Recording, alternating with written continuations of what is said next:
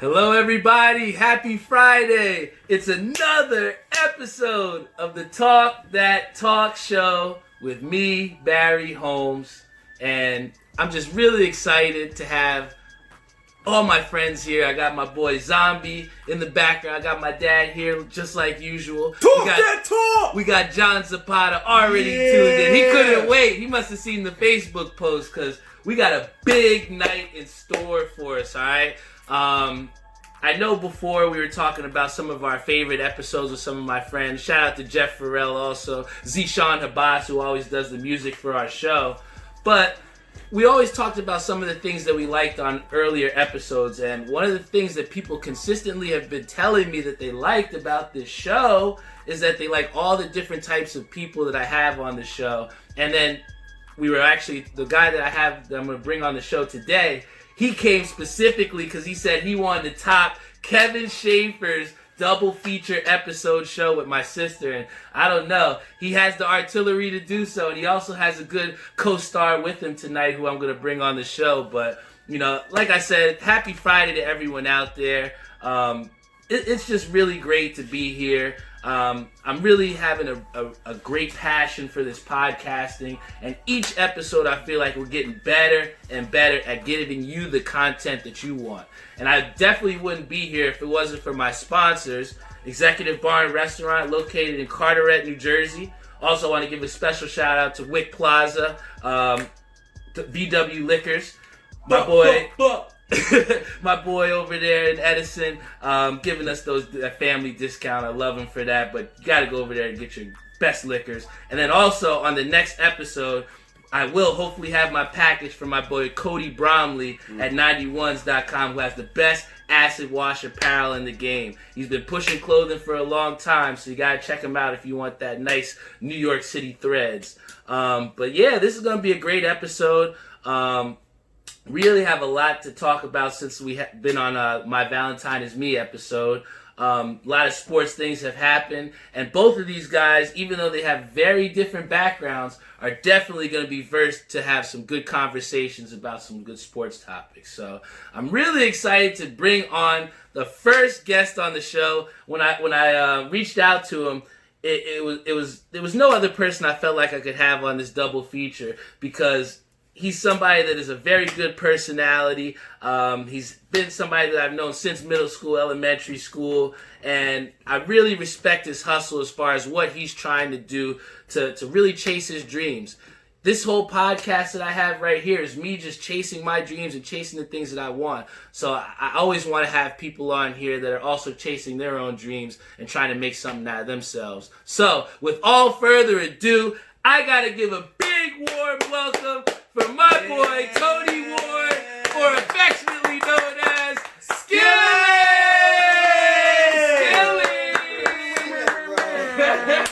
What's good, man? Yes, what an entrance, man. Oh shit, that's Skilly. Talk about damn. So we got Travis Urban, my brother, Alvin Baptiste. Yo. They're all on the Facebook live stream to see you, man. Bro. That's what's up, man. Thank you so much for coming out here, Tony, man. You already know, man. So, can you kind of tell everybody out there, what are you doing as far as, pursuing this music? What are you doing? What do you got going on here? Well, for those who's in the chat, everybody that's watching, my artist name is Skilly Baby. Those who are close to me know me as, Tony, Anthony, but Skilly Baby's the name. I've been just creating for as long as I could remember. I probably started picking up a mic and recording around like 16, 17. And I could definitely attest to that because, back when we were in middle school, I feel like we always been calling you Skilly. So, how did you even get that name? Like, how did you get that name? I don't think people know, but I had a screen name. This was like, AIM? Yeah. Yo, talking about a blast from the past. So I had post some of your old AIM screen names here in the Facts. Facebook chat. I gotta hear them. So I had a screen name. It was Skills with a Z. Okay. And it was 15957. I'll never forget it. Mm-hmm. And that was my name that I was rocking with. I remember when I made my first tape in Edison High School. Mm-hmm. I was posted up by the, if you go through the art wing, everybody knows in the art wing. The mini breezeway? Yeah, where the dude was in the red hoodie with the, he had, like probably blue jeans, whatever, regular, you know what I mean, and my complexion. Mm-hmm. And when I looked at the art on the wall or the mural on the wall, whatever you want to call it, it kind of like I was like, wow, that kind of looks like me. You know what I mean? We kind of dress similar. You think back then we was wearing, you know, baggier jeans and you know, we had the hoodies. Galaxy tees, you know, that was the baggers. We were part of that trend. Right. Mm-hmm. So I took a picture next to it and I printed it out, and that was my first. You know what I mean? That was your persona. Yeah. You bodied that. Yeah, and from then it just, I guess people just took a play on the word skills and just was like, you know, we're just gonna kind of play with it and pause. Well, hey, he said pause. Yeah, that was a little pause, but we say pause on this show. All right, some things never change, right? But so Skilly, I know that you have some new material out. Yeah. Can you talk a little bit about that new material you got coming out here? Yeah, so I have a few projects working on right now. I'm actually working on my solo project, which is called TD2. Okay. It's pretty much These Days Part 2. Okay. And I'm working with my brother, man, Ziggy Zombie. Okay, Ziggy Zombie's in the background. Yeah, Shout out, hopefully having Ziggy Zombie. That's my bro, man, and we've been working on this project. Well, the project's been done for some time, but I guess, you know, sometimes life get in the way. We haven't put it out yet, but damn, this is like a great plug, Z. Like, right? Like, you know, we was just talking about this, so I don't want to get no spoilers, but it's coming. It's coming very soon for him, hopefully. So that's probably as much I can say. Hey, but I'll tell you what. Like I said, I've always respected your grind because, you know, you have been putting out consistent material. And even before we talked about this show, how we've been able to gain a following is because of the fact that we're consistently putting out episodes. And I can say that, you know, over the years, I've seen that you've consistently stuck with music. So I guess my question to you, and I think everybody else out here would like to know is, you know, how have you been able to, you know, keep up that grind or keep up that passion to continue to put out content, push your music? I guess for me, it just, you have to really genuinely love it. Mm-hmm. And I think that for me, like, I genuinely have a passion for music without sounding cliche. You know, because everybody has passions and things that they love to do. But sometimes, you know, you might fall out of love of it. You know, like people with sports. Some guys will play ball and then just kind of, you know, fizzle out. You know what I'm saying? Mm-hmm. I think for me, because my whole family, me being from the Caribbean, I'm Panamanian and black. Like, shout out to our Caribbeans, you know, out there. So I guess that kind of like, you know, fuels me and what's in my blood and yeah, I guess like my peers too. Like, I got a lot of homies that make music. You know, Ziggs being one of them. Yep. It was funny because we were on the Facebook chat. We had John Zapata who posted his AIM one. Poppy Chulo 69. We had Zishan Abbas on there. He said the DJ Truth. Do you remember when we made a mixtape? Yeah. You remember that? For all the people out there that didn't know, I made a mixtape back in the day when I did some DJing. I have the CD. Oh, you do have the CD? Hopefully for the 1 year anniversary we can bring out this. So it was, I don't know, it was the DJ Truth mixtape. So I had a mixtape. Every now and then, nobody knows, but Barry was the first one to be like, "Yo, we need to make a project." Yeah, so, dead ass. Without trying to sound like I'm on his high horse or anything, I remember him saying, "Yo, we're gonna put a tape out." Mm-hmm. He was DJing at the time. Yes, I was. And like virtual DJ, right? I didn't have no equipment. Right? I was using virtual DJ to make music. That's right. But we made the E-Town anthem, and it wound up being so funny. Yeah. And then John's said Sam Ash, I guess, so it had some of the cool stuff there. But yeah, I mean, we had fun with it, you know. Right. And like you said, you know, putting out that music, and I think the one cool thing that I like to ask, you know, certain people that say that they do music like you do, is the fact that, you know, we all have influences. Like, I know me growing up, I had Stuart Scott, who I always like, yo, that guy is cool up there. Wish I could be a sportscaster like him. Or one of my favorite guys, a lot of people will know, but I love Bill Raftery. Like, when I grew up watching college basketball just to hear him say, with a little kiss off the glass. Like, I love that, man. So, like, I wanted to be that, you know, like, if I ever had that chance. Do it again? Do the little kiss off the glass. Right around college basketball time. But, what were some of your influences? Like, what are some of the musicians or some artists that kind of inspired you? Michael Jackson. Okay. Like, straight up. Mm-hmm. Like, he kind of just influenced everything from me wanting to emulate singing and rapping. Mm-hmm. Shoot, man, if I can't even name like a person who really like put a stamp on it for me. Mm-hmm. You know, I kind of just grew into hip hop and making rap music, and I guess just finding different sounds that I like from different people and kind of just making my own kind of thing. You know, because we came up when we was coming up and Dipset was heavy. It was like music and the image of a rapper was a certain way. You know what I'm saying? So like I didn't live that life to really make that kind of music. So I guess for me it was like, well, shit, I know I could carry a note. Okay. You know what I'm saying? And I know I could rap. And coincidentally, this is around the time Drake came out. And it was like, holy shit. Like, who's this guy that blends all of it together? And I gravitated towards that. I was like, wow, that's kind of dope. And then, you know, just fast forward to now, like, nobody's just rapping. Yeah. You know what I'm saying? And it's like everything is melody. If you want to go back to like, you know, like the Kane eras and all that, and the Coochie rap and all that, like guys were still dancing. And they were sampling a lot of those old, and, you know, records back then too. I mean, So, Shaka Khan. yeah. I mean, my dad used to always say like Parliament Funkadelic is Right. one of the most sampled out of artists. Oh, yeah. But I definitely wanted to ask you this because I know I saw something come up about it. I don't know where it was, but somebody had said that, you know, R&B has kind of gotten lost in kind of like this hip hop era, or, you know, that those singers or the people that aren't necessarily rappers like you talk about. Right. So would you say that your music kind of is in that R&B category a little bit? Yeah, for sure. For sure. Like I wear my heart on my sleeve. And I feel like that's my duty as a musician. Like I feel like every person that's put on this earth has a purpose. Okay. You just have to find out what your purpose is. And I feel like my purpose is to make music for women, about women, like, and like, you know, the things that I go through. Like I like making music for women, and I think that's just my audience. Yeah. And it took me a while to really like grasp it. And it's funny because me and Zig had an intimate conversation, and he was like, "Yo, well, what's your sound?"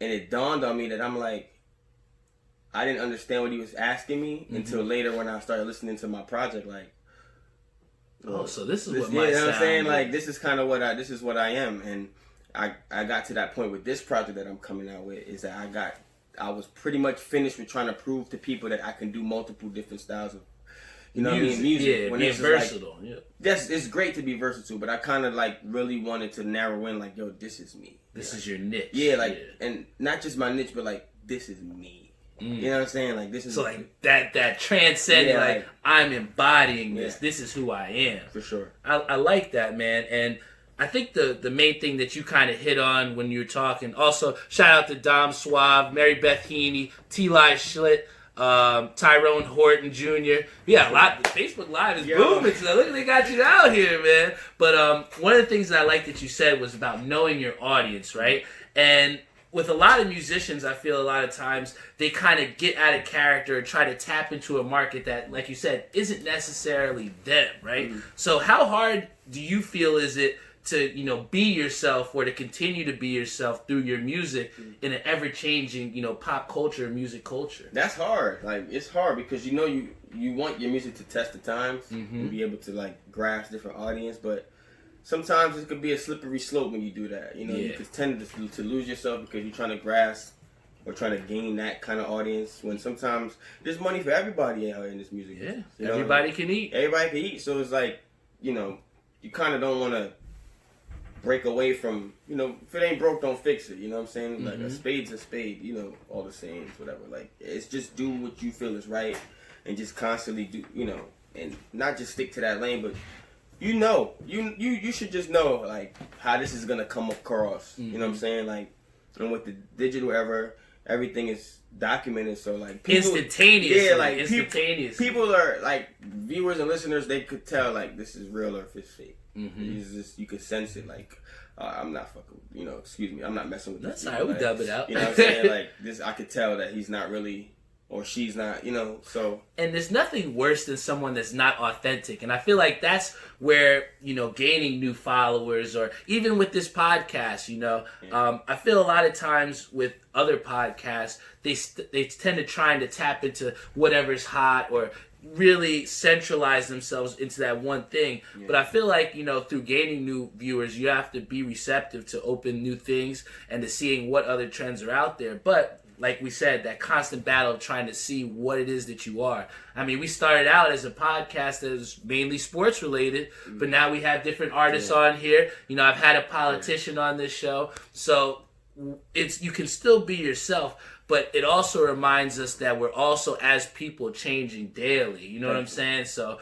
I think it's really awesome that you've been able to stay true to yourself and continue to make music. I mean, think about it. How many musicians fall off? How many people make songs and then don't make another record ever again, man? So you gotta, give yourself some props for that, man. Yeah, it's just a testament that, like, from knowing me for so many years and you still seeing me, do my thing. And, like, same things for you. Hats off to you, bro. Like, you know what I'm saying? Like, you're doing what you got to do because you genuinely like what you do and love what you do. Definitely. You know what I'm saying? Like, for someone to have a busy schedule and to come home and pod, like, it takes a lot. You know what I'm saying? So, to anybody with any profession, like, you just have to really genuinely just want to do it and tap in. And once you tapped in, once you tap in, there's no tapping out. We gotta get that coin, right? Once you tap in, there ain't no tapping out.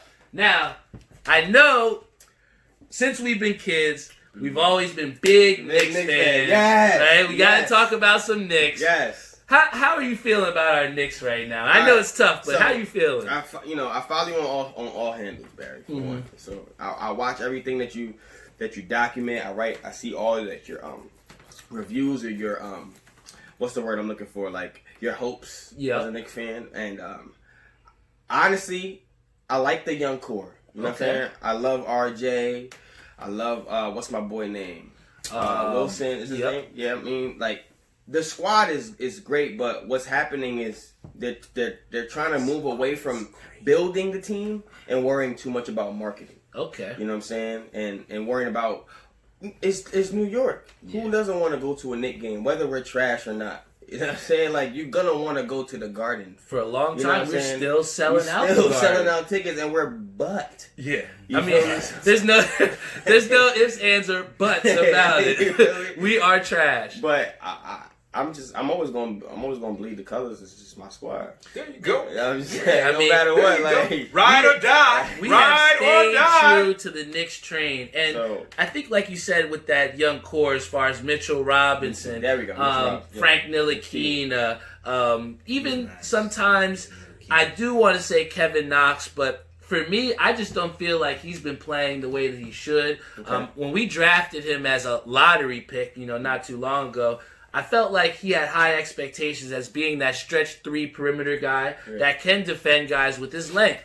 But what I've seen from Kevin Knox is he can't defend anybody. No. He's inconsistently hitting that 3-point shot if he makes it. Mm-hmm. And on top of that, I mean, how many times does he dribble it off his knee or doesn't have control of the ball? Mm-hmm. So, for me, it's players like Kevin Knox and Frank Ntilikina that are really going to have to step it up in these next coming, weeks and, months to end the season because... Years. If they're even with the Knicks, man. But don't you think that if there was a consistent starting lineup, there'll be a difference in his game? As far as Knox, I'm speaking.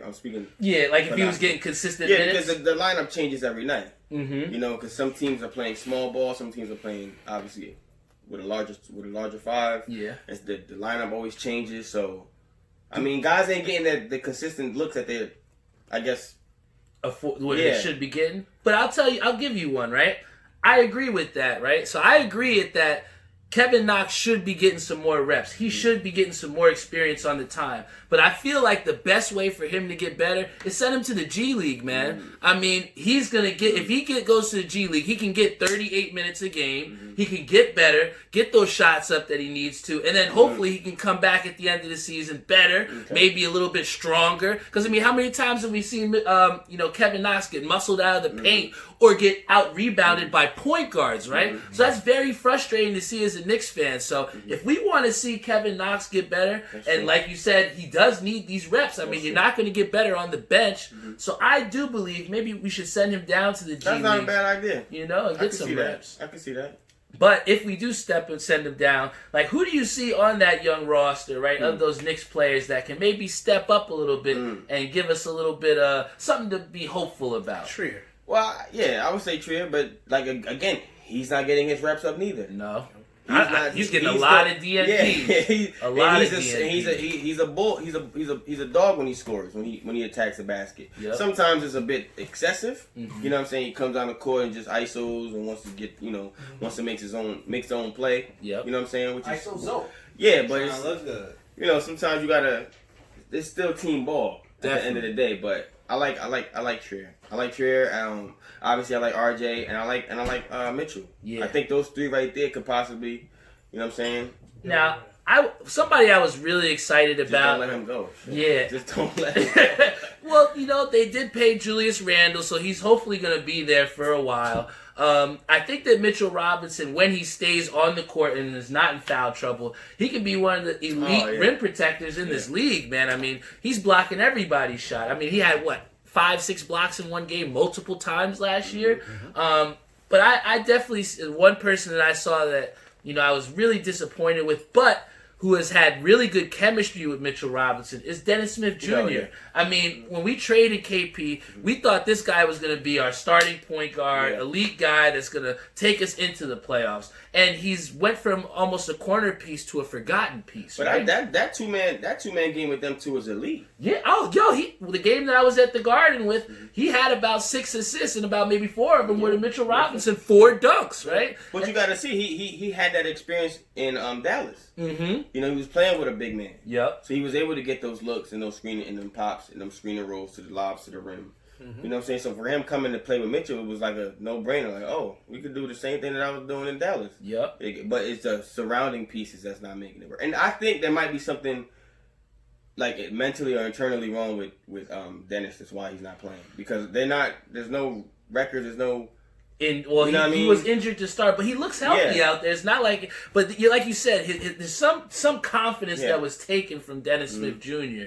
And it sucks because he at one point in time, like I said, beat Duke in Duke, man, at NC State. A lot of people forget about that. He is a dog. He's a dog, but I mean, he looks like a shell of himself. And with the collective that we have as far as the Knicks, I know I talked about this in my latest piece, but a lot of people are linking Tom Thibodeau to then coach and cultivate these young players. You do like it? I like it. I mean, he went to Minnesota and took them to the playoffs. Right. So I mean, he's proven that he can win on teams. He has a winning percentage overall. But I mean, do you think that Tom Thibodeau can save the Knicks if he does get hired next year? We need to fire the president. Yeah, I mean, I don't understand if you're gonna fire Steve Mills, get rid of Scott Perry too. I mean, something has to happen. It really it has to come. Golan's gotta go. Yeah, true. Yeah, James gotta go, which ain't gonna happen. But it's the office. Yeah, I don't necessarily think it's the players or the coaching staff or the training staff. It's the office. They need to do something in there that's good. That's gotta, I guess. With that, you start at the head. You know what I'm saying? I feel like if you change something that's in there, like the narrative on the Knicks will eventually change. Because KD, the mentality. Like, KD said it best, and it broke my heart that he said it, but he said it as clear as day. Like, it's not cool to play for the Knicks. Yeah, that and we talked about this on an earlier podcast, but that was a dagger to any free agency hopes out there that. In the pop culture, you have the biggest name on free agent, and he's saying that it's not cool to go to New York. And for a long time, we were able to get off on the tradition that, hey, the Garden will bring people in. Hey, we have the tradition. But this is in an era where winning matters. I mean, you look at the Golden State Warriors, you don't see not one person with a Warriors jersey on. No. And they were just in the finals, a year or two ago? So this is a winner's league. And when you're not winning games, it's very hard to not only gain new fans, but sustain those new fans. Because what I'll tell you is this, and I've always said it, we're in an era where people are more fans of individual players than they are teams, So for me being a diehard Knicks fan as long as I have, it's been extremely difficult to stay rigid in my faith for this team when I've had consistent promises of a rebuild that seems to have been went on for decades. It makes man. no sense that Brooklyn was able to do what they did in 4 years? Yeah, in 4 years. Mm-hmm. Now they're a contending team, and they beat the Sixers twice in the playoffs. You know People don't forget that. Now, I wish I could, talk to you a little bit more, Skilly, but we got one more guest lined up behind here on this show. But he's gonna have something big to follow up here because you are quite the guest here. So thank you, brother. What I want to say is thank you again, Tony, for being out here. When's the data or what new projects or your Twitter handle you want to shout out? Anything for you? So it's Skilly Baby on Instagram. It's spelled how it sounds. Okay. Shout out to my boy I Am Zombie. That's his Instagram. He's not on camera, but he's right here. Yes. Our project, there's no date, but when I say soon, I'm not talking like a month. Like, I'm talking soon. So you'll see it. Please follow me or, follow the both of us. My Twitter is CVL_EL. Okay. Kal-El. Yeah. You dumb people out there.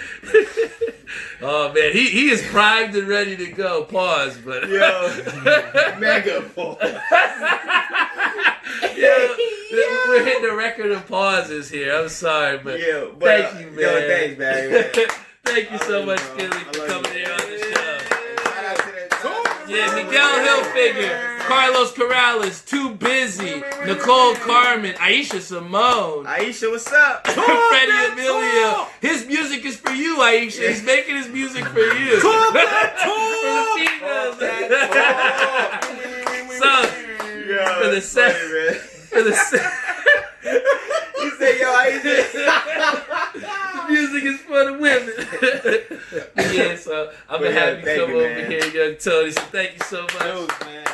And we're going to bring our next guest here on the show. I've known this guy since, we lived, a block or two away from each other for such a long time.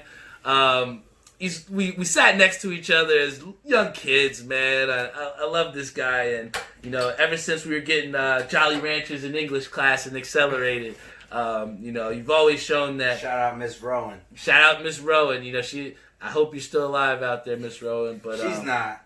Oh, man, I'm sorry to hear that.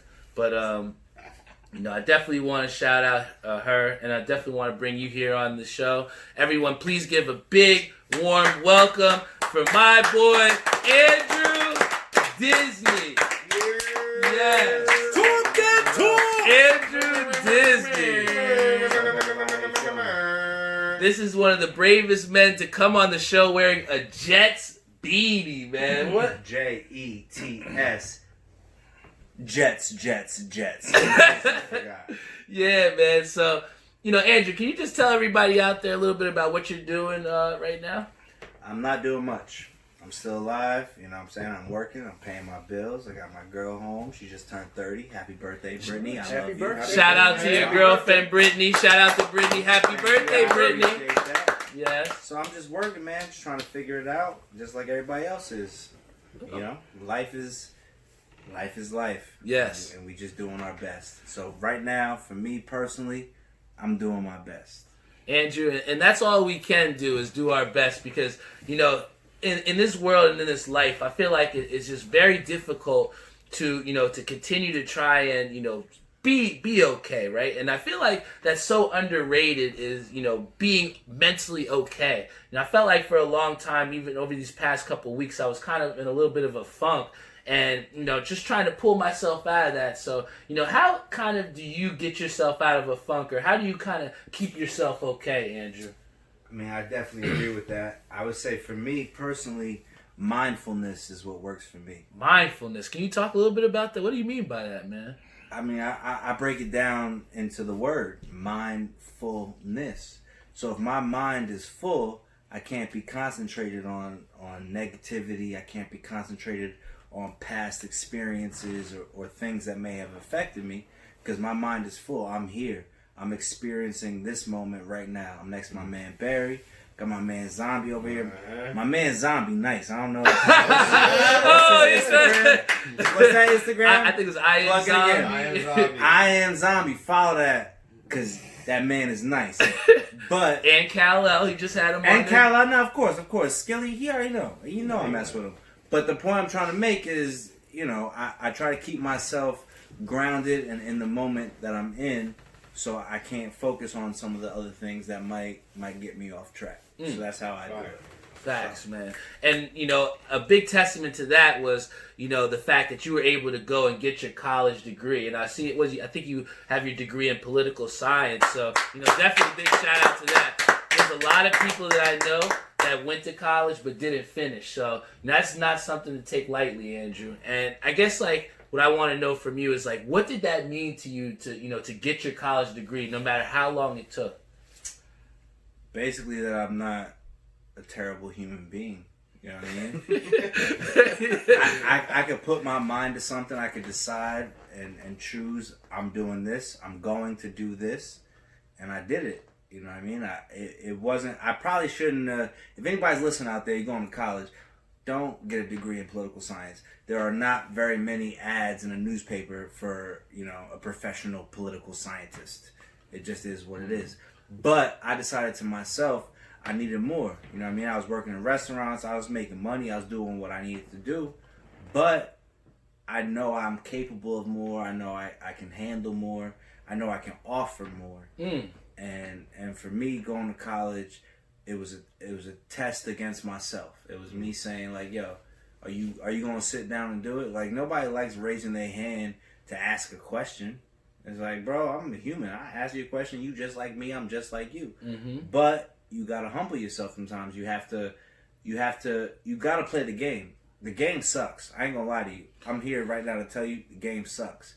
But who's the idiot who doesn't play the game? You know what I mean? Talk that talk. You gotta be in it to win it. And you know what? I have a great story for you for that. And it broke my heart last week. Shout out to Rick. Because it was the same night that we got swept. And, I gave him a shout out. I haven't gotten swept in bowling in a long time. And it hurt me to my soul. Nice, son.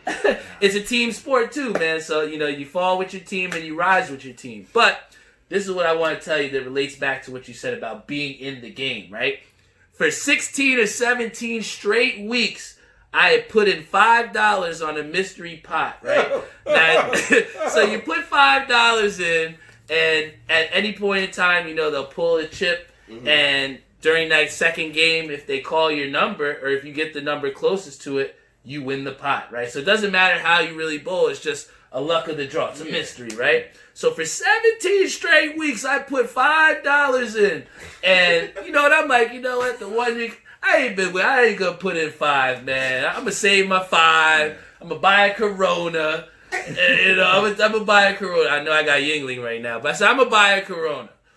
So let me tell you that night they called the number and mine was 1 away and not over. It was under. And that sounds like planet Earth. And I missed out on $450 cash. Barry has checked out. I was sick as a dog. But like you said, you have to be in it to win it. And I tell you what, even though I didn't win it this week, I put in that $5. So I learned a $450 lesson that you gotta be in it to win it. I learned that lesson in Atlantic City. That's a fact. There was an Asian bar dealer, right? I was playing blackjack. I don't know his name. I apologize, bro, but you changed my life.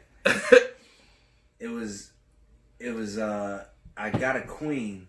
And then he was like, "Oh, you want to double down or something where you could bet you're gonna get a double of your card."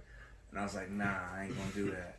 And of course, at that moment, I got a second queen. So if I had listened to him, I would have won. But I was scared. I was acting risk averse, trying to pretend I got some money, I ain't trying to spend it.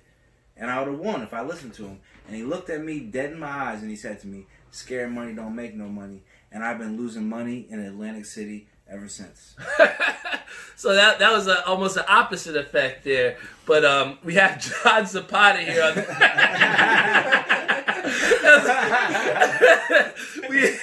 we have John Zapata here on the Facebook live stream. What up, John? And he said, bet on fights with me. So I gotta ask him. Are Hopefully, you in it now? You doing it? well, For real? listen. He's one of the best up and coming fighters, man. But I want you to answer this on the Facebook live stream, John. But who did you bet on? Tyson Fury or Deontay Wilder? Because did you get a chance to see that fight? Of course I did. How hurt were you that Deontay Wilder lost, man? I mean, I'm not gonna lie. You know what I'm saying? I'm half black, but I am half white.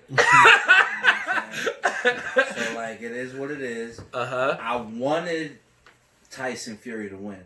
Really? I thought Deontay Wilder was gonna win, but after like 2 rounds, the second round, Deontay was getting it in a little bit, but like Tyson was beating this nigga up, yo. Dude, like, the first round, he was spitting blood. It wasn't like a fight. Yeah. It wasn't like he was beating him up, bro. I done been beat up. I done seen people get beat up. Like, I know. Like, he was getting beat up. It was over for him. He got hit in the ear. He was just standing there, and I give him mad props because like he didn't even want his corner to throw a towel in. His corner probably should have thrown that towel in earlier, like 2 rounds earlier. Yes, straight up. I agree. You could tell every time he would like get to the ropes, he would like lean on them like for support. On Yeah, some stuff, like, he didn't have his legs the whole time. He was wobbly as hell. I know he says like, you know, he wore that costume 40 pounds. Do you think like, that meant like? Do you think that really? No, I didn't think that. About. Had to say something. No, if I had $1 for all the excuses I done came up with in my life, I'd have like $16. But that's not the point. The point of the matter is Deontay Wilder got beat up. And that's fine. You get beat up, bro. You can get beat up and still be tough. Yeah. Straight up. Take it like And I saw a meme on, I think it was Twitter. Shout out to Twitter, because I swear there's some wild stuff that you see on there. You got to always check. I actually got banned from Twitter. Are you serious? Yeah. Well, I was coming at Jordan Peele, like Really? real hard. pause. I like pause. pause. Wait, you gotta go into slow motion. Pause. All right, pause is done. But the point of the matter is, he put out that movie. What was it? Us? Not No, Us. The first one. It was the scary With the movie. black nigga running real fast. Like Yes, Forrest yes, Gump. What yes. was that shit? I can't remember what the name of the movie Get was. Out. Get out. Get out. Out. Thank Yeah, you. yeah, Get yeah. out. So like, first of all, I'm black. My mom's black, so I'm a part of that feeling, that groundswell. So I feel like at that point in time, that movie came out and he just capitalized on real race tension. And it's like, if you really care and if you really experience white people experience black people, it's like you understand like most of the stuff that we think is wrong or we disagree with is like shit we have in common for real. Mm-hmm. You know what I mean? And I just felt like he like was really trying to capitalize on the moment. It was Trump coming out. Mm-hmm. Everybody was mad. It was race against race, and it was like, oh, I'm gonna make a movie about black people getting trapped by white people. And being a half white person is like, I know most of these white niggas that's racist, they're not even racist, bro. They're just dumb. Like they're just uncultured. They're unexperienced. They haven't come across people that can change their mindset and make them realize, like, bro, How much different are we? How from each other? regular are we? You know what I mean? And like my white family is white as fuck. And I apologize, bleep that. That's alright. But they mad white, yo. Like, they corny. They can't dance. They ain't got no rhythm. You know what I'm saying? Are you saying white people don't have rhythm? White people don't have no rhythm. That's real, bro. I got half rhythm. Facebook, what do we think about my that? right leg stomps. My left leg just be chicken leg. I do little stupid, Half his yo. body got rhythm. Yo, half my body got rhythm, straight up. Thank the Lord, it's the lower half. But that's not the point. The point I'm trying to make is, like, there's a reality to the fact of, like, you know what I'm saying? There are differences. We are different. But there is a commonality amongst all of us. You fart. I do. I fart, too. You know what I'm saying? Like, that is what it is. We just... I do. We just regular. We just mad regular, bro. Mm-hmm. And then for him, as a black man, knowing how delicate it was, it just kind of offended me. It's like, yo, you really gonna come out with some shit like this right now? Like, at the end of the day, white people won, bro. And I ain't trying to say that on some no, like, make someone better than other. Black people are probably physically more fit, probably better adapt at living on this spinning ball of water and rock that we live on. But for some reason, white motherfuckers stole shit, took shit, made shit. And that just is what it is. That's where we at right now. So for you, knowing that we're coming to a change, we're coming to a head where that's not acceptable no more. The internet, the information age, like you can't just be racist. I can't tie you up and hang you from a tree, even though I'd want to. That's a lie. That's a lie. But you know what? But that's what I'm saying. You're like, I get what you're saying. So for him to do that at that moment, at that point in time, like we needed some real come together shit, and I felt it was very divisive. It was very divisive, and I didn't appreciate it. So I started tweeting him, and I told him like his mommy don't love him. You know what I'm saying? I told him like all his music sucks, all your fucking skits suck. I don't like you. And then they blocked me on Twitter. Well, you know, that was well, thank you for that story, Andrew, especially about Twitter.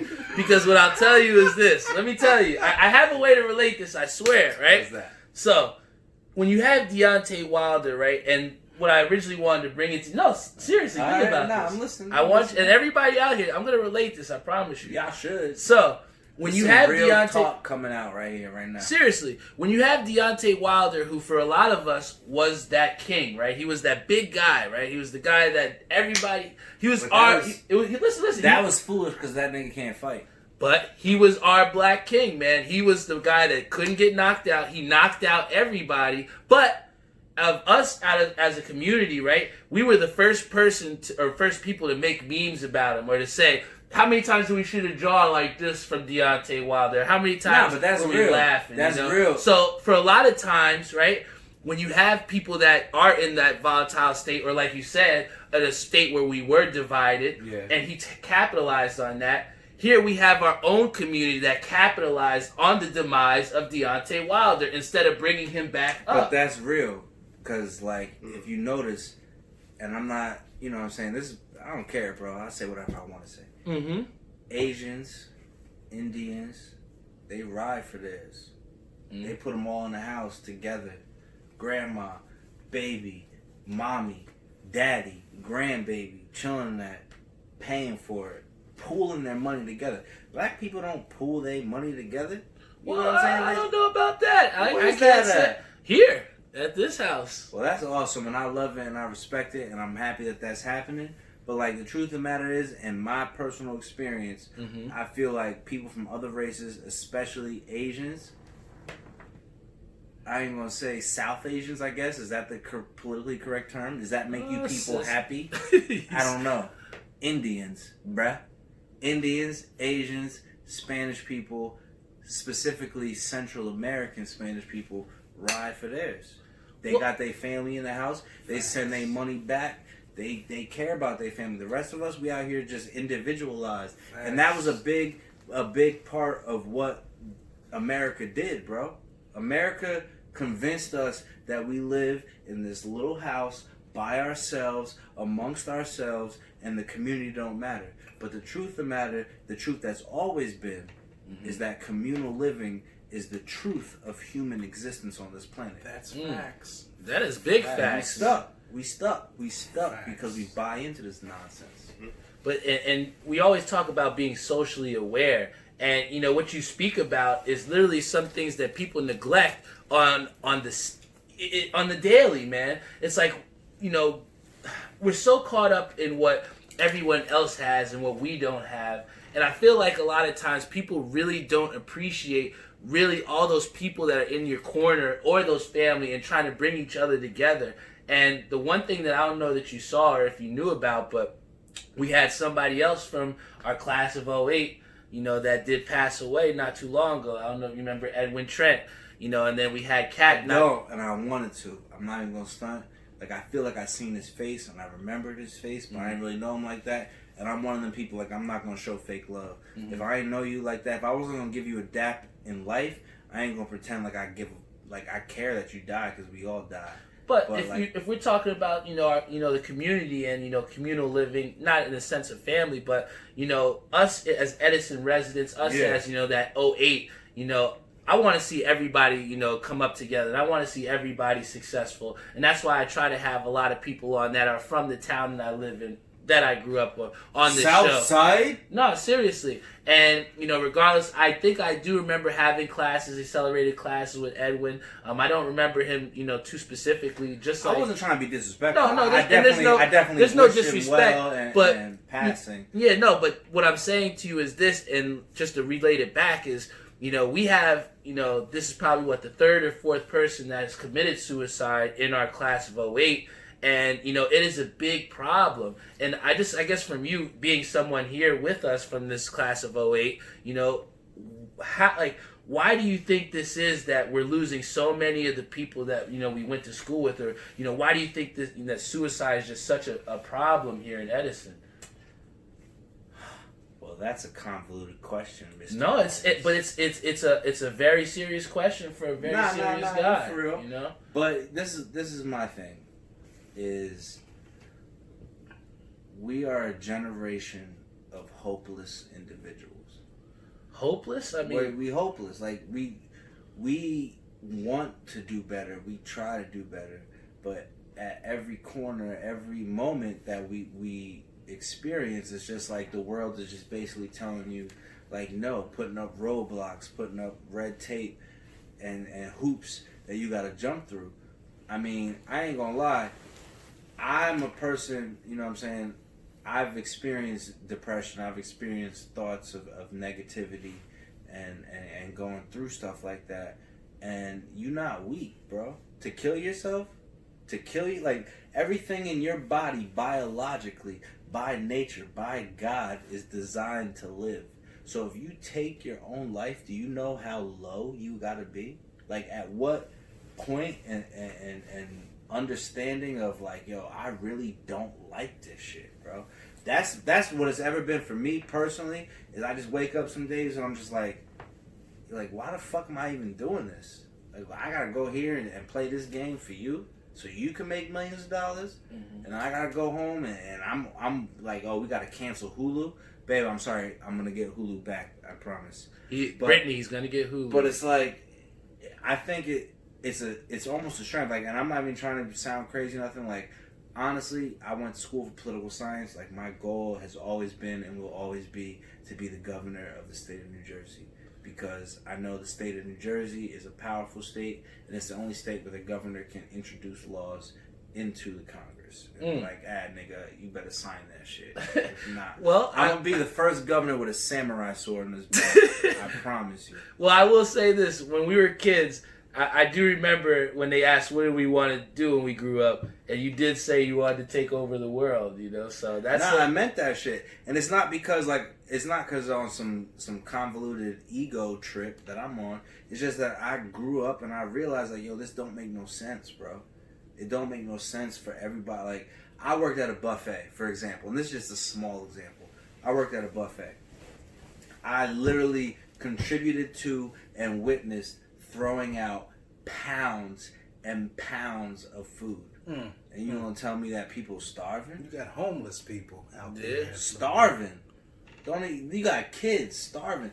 It basically breaks down to, I'm gonna tell you like this, and I don't even mean to give you my whole political spiel, but the reality is there are 3 things that actually exist on planet Earth. What is that? Natural resources, time, and energy. Nothing costs anything.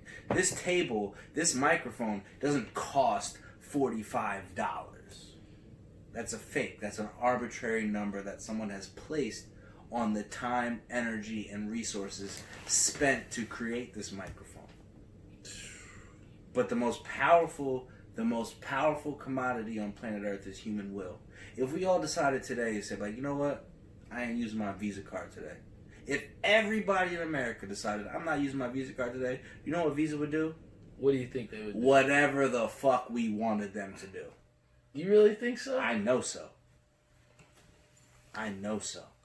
Well, we live in a world of arbitrary numbers and fake boundaries, and that's the reality. Well, I think when you put it that way, it's definitely, how could I say?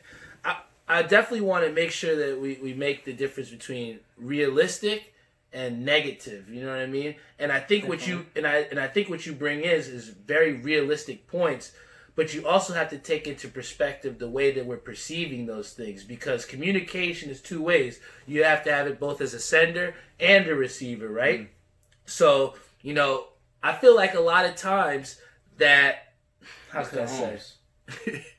He says... The beer, dog. I ain't trying to play with you. So I ain't come here to make friends and make jokes. I came here to tell you it's like this. What's up, Andrew? The reality of planet Earth is... You live on a spinning ball of water and rock, floating endlessly in a vast space that really makes no sense. The reality is none of this makes sense. The fact that I pee out of my penis and burp out of my mouth is ridiculous. Do you realize what it would take to make that happen? Anatomically, biologically, the creature that I am is a miracle on this planet. Yeah, but and you have to keep that in perspective, and and just to bring it back to what we were saying about valuing ourselves, and you said before, let's go Knicks. Sorry. No, that's right. But no, you say valuing yourself, and when you talk about to commit suicide and to be at your lowest point, I think it's very difficult for some people to then be able to bring themselves up, or to have, like you said, that human will, or that fight to survive, or to stay going, or to keep cooking, right? But I think my question to you is like, how are you able to keep that human will going? Or when you said you had those spots where you felt like you were at your low, or you didn't want to wake up or whatever, because I'm not tough enough to kill myself. All right. Well, straight like that, bro. I'm a tough. Don't get it twisted. Don't look at this shit and be like, yo, I'm gonna try Andrew. Don't try me. But you don't understand the power. I remember. I'll put it to you like this. Mm-hmm. I've been depressed for a long time. I had a long history of mental health, mental. You know what I'm saying? Like, I'm a regular ass nigga. I got it together. Don't get it twisted. I make money. I provide for myself. I provide for my woman who I love. Happy birthday, Brittany. Mwah. But I'm real, you know what I'm saying? I know what it is. I know what I'm experiencing. And for you, as a human being, any human being, to take your own life, that is a serious commitment. Hold your breath right now. Everybody watching, hold your breath until you pass out. I bet you can't. You know what I'm saying? Your body is designed to live, to survive. Yeah. That is your purpose on this planet. But I take that back, because my man, Immortal Technique, said it one time the best, and that shit changed my life. The purpose of life is a life with a purpose. Big facts. Big facts. If you don't have a reason to wake up in the morning, or you don't have something to look forward to, I mean, it's a long day. That could be a long day. And that's the thing about depression that people don't understand. It's like, you be like, yo, be happy.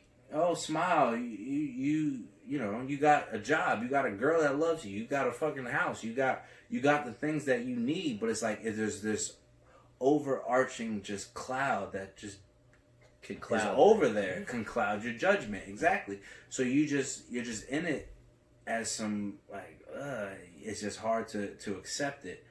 But to like take your own life, bro, like that's hard. That's hard, bro. You tough. I know people that kill other people before they kill themselves. And that's why it's like that. But Andrew, that's why it's so important also to have that support system where we talk about those strong families, to help you to rise up. But everybody's not blessed with that. But and everybody's you're right. Not blessed with that. I'm lucky. I come from a two-parent household. Excuse me. Mm-hmm. 2-parent household. My mother is black, like black. Blickety black. Blickety black. Blickety black. Blickety black. And my dad is white. Like, he plays the jazz guitar. Like, my dad is white. You know what I'm saying? But they love each other. And I was blessed to grow up into a family that they would have arguments. Of course they'd have arguments. My dad never put his hands on my mother. That I seen. I don't know. She probably deserved a smack once or two. Terrible. But the point I'm trying to... Mrs. Disney's a nice woman. Miss Disney's a great woman. Tell I said hello. Great woman. The point I'm trying to make is I speak from a place of privilege. You know what I'm saying? I lived in the hood until I was 10. My mom got a new job. I moved out here. That was it. Yeah. I'm from out here. I don't care what nobody say. I grew up in New Brunswick as a child. Anybody who tells you, oh, I'm from Brooklyn, nigga, you moved out there when you was 2. Like, I don't want to hear that. You know what I'm saying? I'm from Edison, South Side, all day, every day. I don't care. But I keep it real. I am who I am. I will always be who I am. Mm-hmm. I've tried to be other people. Like, my whole life, I grew up, I wanted to be tough. You know what I'm saying? I wanted to be... I ain't even going to say it right now. I'm on TV, I'm on camera right now. I always had a complex about being too white for my black friends and too black for my white friends. Well, why do you feel like that was? Or why did you feel that you had that struggle to... identify with something or to identify as black or as white? Why couldn't you just, why did you feel like you couldn't just identify as Disney or Andrew? Because I was a human born in 1990. What do you mean by that, though, man? I mean that they've been pushing ideals and thought patterns and belief systems and ideologies on us since way before I was born. So I just came up in it. This is the moment that I realized. I ain't gonna lie. My aunt, I have an aunt, Jane. I love my aunt Jane. That was my family. Mm-hmm. She lived in Maine. So I went up to Maine, and there was this camp, SFOA, Summer Festival of the Arts. Okay. And I performed in a play, I did some hip-hop dance, I did all this other stuff. And I was just like, these niggas is corny, bro. Like, I just felt it. I can't explain it to you, bro. Like, there's something powerful about being black, bro. There is a reality. Like, I'm so blessed. I would never, I'm not going to stunt because I am who I am, so I can't really experience it outside of that. Mm-hmm. But I'm really glad that I'm not all white. Well, I mean, you just I'm really glad that I'm not all black. At the same time, like, I'm Andrew. I am who I am. I wouldn't be able to recognize some of the things that I see, some of the patterns of behavior that don't make no goddamn sense on both sides of the coin. Yeah. Well, I mean, and just to bring it back, we just have to appreciate each day that we're here on this earth, man. I mean, it's just so difficult, as you say, that it's just so difficult to live life each and every day and go through the challenges. But that's all of what us are champions. Yeah, all exactly. Of us. Every person right now listening to this, if you're not listening to this, you ever see this, like, the fact that you woke up today and did what you had to do, you're a champion, bro. Because this shit ain't fun. This shit ain't easy. It's not living a day is something that's very underrated, man. I mean, we have work struggles, you have personal issues, you have health issues at times, and that's why it's so important to appreciate these times where I can have my friend Andrew Disney on. People are asking if he's cooking or not. He's not cooking, but I'm cooking. Oh yeah, I guess he's cooking, but I think the thing, I guess so. But I mean, the thing is that we are here to have, podcasts, we're here existing, and we're experiencing things together. I mean, we've had my boy Skilly on here, you had Zombie here, I got Andrew on here. Check out, what's that Instagram again? It's at I Am Zombie. I Am Zombie. This nigga nice, bro. If he wasn't nice, I swear to God, I wouldn't tell you. I swear to God, I wouldn't tell you. He's nice.